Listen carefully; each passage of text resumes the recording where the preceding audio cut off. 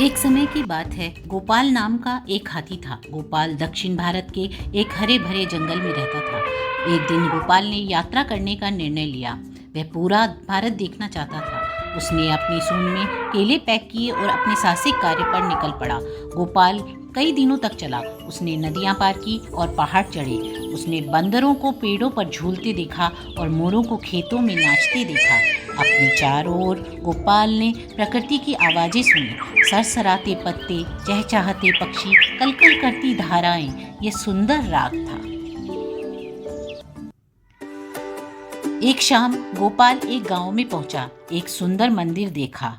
मंदिर के अंदर संगीतकार सुंदर संगीत बजा रहे थे। यह भारतीय शास्त्रीय संगीत था। संगीत धीमा और शांत था। गोपाल बैठ गया और सितार और तबले की मीठी ध्वनियों को सुना। संगीत ने हवा को जादू से भर दिया।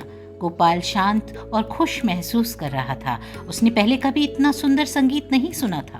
गोपाल लंबे समय तक मंदिर में रहा। उसने संगीत सुना और भारतीय संस्कृति के बारे में सीखा। इसके बाद गोपाल राजस्थान के एक गांव की यात्रा पर गया।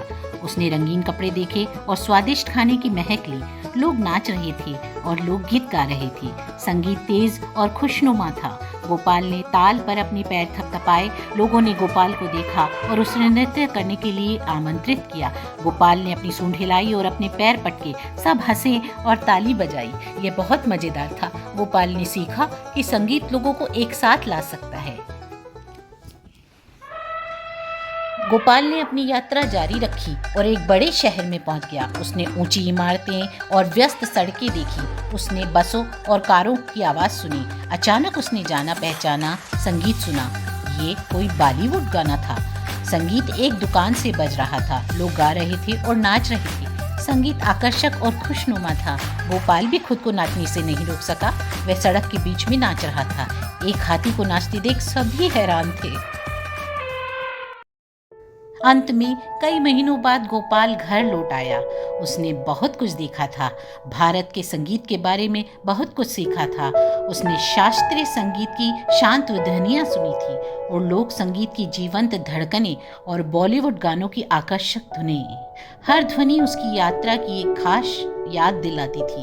गोपाल ने महसूस किया कि भारत में संगीत हर जगह था। यह उनकी संस्कृति और उनके जीवन का हिस्सा था। उसने अपनी आंखें बंद कर ली और अपनी यादों में ध्वनियों की सिम्फनी सुनी।